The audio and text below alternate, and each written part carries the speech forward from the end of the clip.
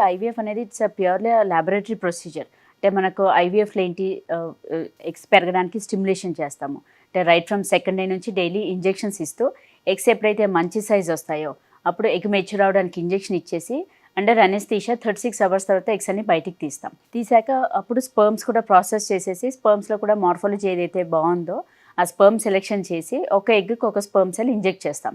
Inject చేసి మనం అది పెట్రి డిష్లో పెట్టి దానికి పెరగాల్సిన మీడియా అంతా యాడ్ చేసి ఇంక్యుబేటర్లో పెట్టి పెంచుతాం.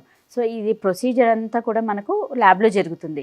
సో మనకు ల్యాబొరేటరీ కండిషన్స్ అడిక్వేట్గా మెయింటైన్ చేసుకోగలిగితే రిజల్ట్స్లో అయితే ఏమీ తేడా ఉండదు. మనకు సమ్మర్ కానీ వింటర్ కానీ రెయినీ సీజన్ ఏ సీజన్ అయినా కానీ ల్యాబొరేటరీ కండిషన్స్ మాత్రం మనం కాన్స్టెంట్గా మెయింటైన్ చేయాల్సిందే. అంటే almost like 365 days into 24 hours into 7 days అన్ని రోజులు కూడా మనము ల్యాబ్ కండిషన్స్ అంటే ఏంటి, mainly air temperature, air purification and ఇంక్యుబేటర్లో కార్బన్ డైఆక్సైడ్ కానీ దాంట్లో ఉన్న గ్యాసెస్ది కానీ దాంట్లో టెంపరేచర్ వేరియేషన్స్ కానీ ఇవన్నీ కూడా మనం డైలీ చెక్ చేసుకుంటాం. అంటే దీనే క్వాలిటీ కంట్రోల్, క్వాలిటీ అష్యూరెన్స్ అంటాం. అంటే డైలీ మనం చెక్ చేసుకుంటాము అండ్ ల్యాబ్లో ఏమైనా ఇన్ఫెక్షన్ ఉందా అనేది కూడా మనం స్వాబ్స్ కూడా తీసి పంపిస్తూ ఉంటాం. సో అలా ల్యాబ్ కండిషన్స్ మనం కరెక్ట్గా మెయింటైన్ చేసుకుంటాం కాబట్టి ఏ సీజన్లో ఐవీఎఫ్కి వెళ్ళినా మనకు ఏమీ డిఫరెన్స్ ఉండదు. అంటే సక్సెస్ రేట్లో కానీ ఇంప్లాంటేషన్ రేట్లో కానీ ఎందులో కూడా ఏమీ తేడా పడదు.